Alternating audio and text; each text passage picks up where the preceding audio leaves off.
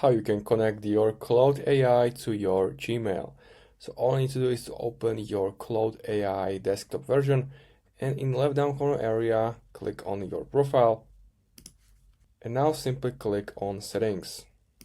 Next step is to open connectors on the left, and now find Gmail. If you don't have it here, just click on browse connectors, and you can scroll down and find the Gmail, or you can just search for it.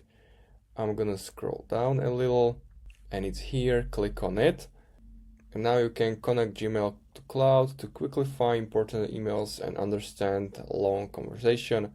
Here are some tools available if you connect it to your Claude AI. Here's the version, and you can simply click on connect.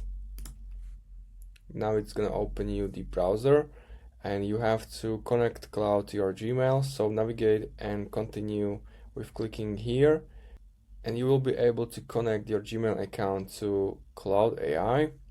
And once you are done, here gonna be the Gmail connected as visible. So that's how you can do it. If you have any questions, leave a comment, and see you next time.